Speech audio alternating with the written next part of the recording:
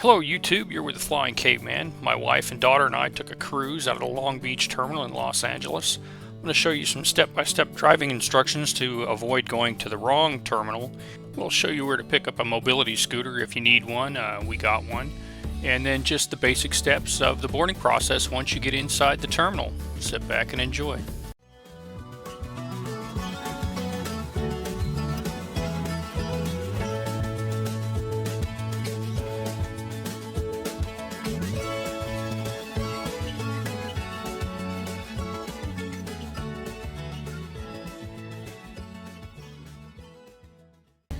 So we drove down from Las Vegas, and even I can find Los Angeles and ultimately Pasadena until you get to the 105 West.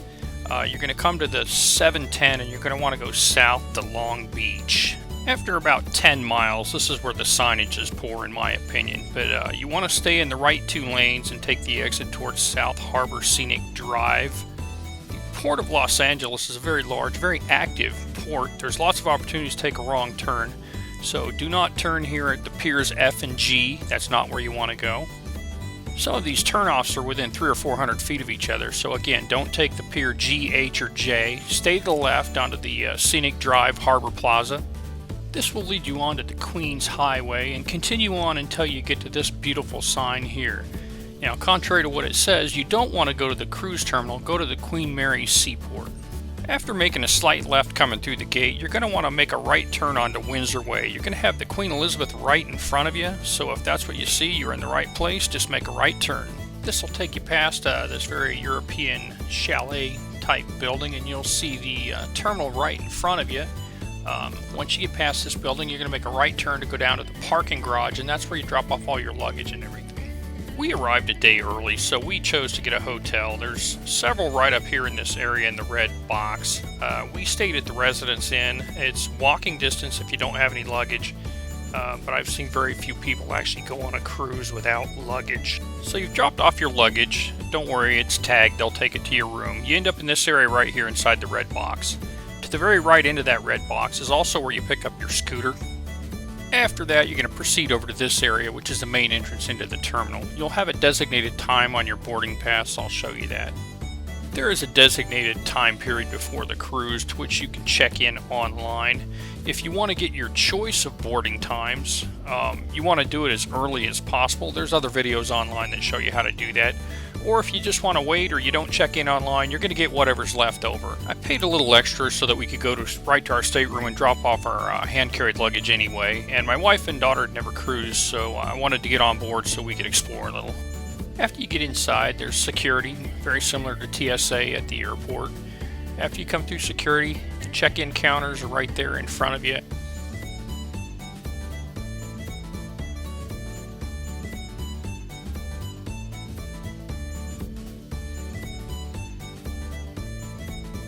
And all the way down here at the far end is Special Assistance check-in. And then it's basically just a big waiting area. You're sitting around. Here's the Captain's Lounge right in front of where we're sitting. You're just waiting for them to call your boarding group and killing time, just like the airport.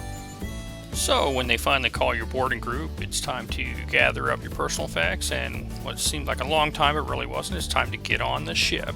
This way. Okay, thank you.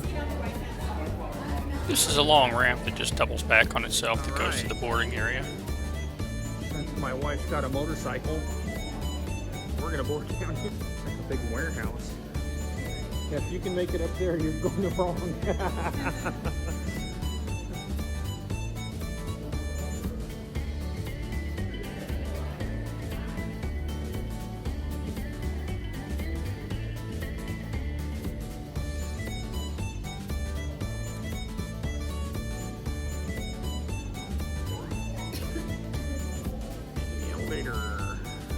Alright, we're off the elevator.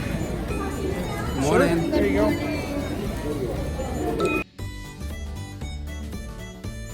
Yep. Okay, guys. Thank you, sir. Okay. I think when we get on, we're looking for muster station E.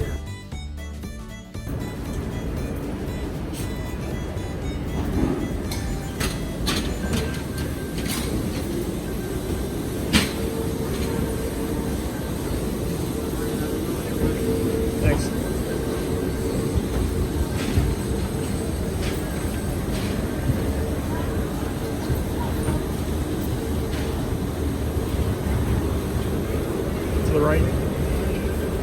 How you doing, sir?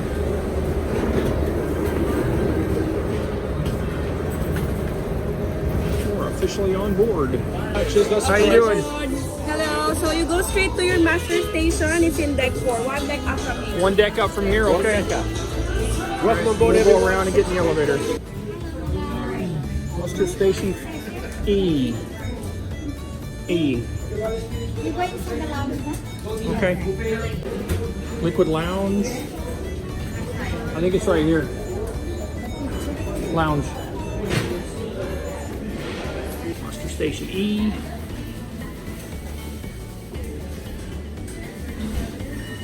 I've got 3 of you, fantastic. Please take a seat anywhere, there'll be a quick safety demonstration. Alright. Eyes. Everyone checked in with her, the one with the nose? Okay, cool. Alright, awesome. So, my name is Dylan. I'm part of your playlist cast. I'm one of your singers. And Casey back there is also part of your playlist cast. She's one of your singers as well. I just coughed in the middle of the sentence. I'm so sorry. We are here to tell you a little bit about what to do in case of an emergency, okay? Sound good? So I just need your attention for like 3 to 5 minutes and then we are good to go.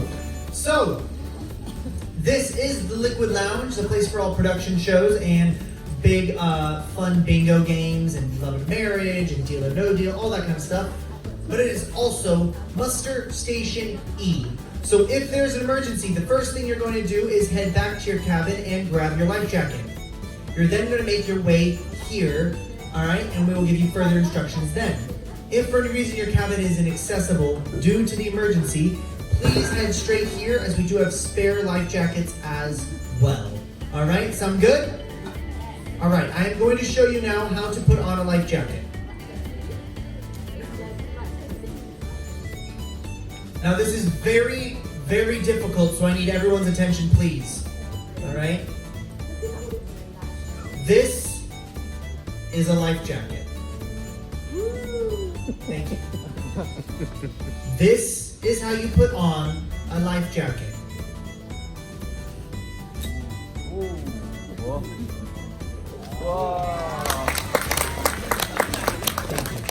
Did we all get that? Do you need to see from behind?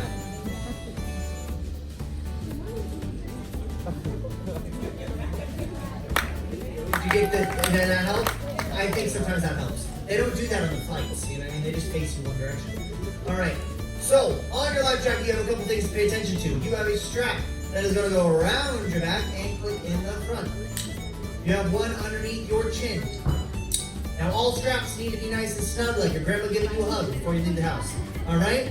Now, around your life jacket you have a couple things to pay attention to.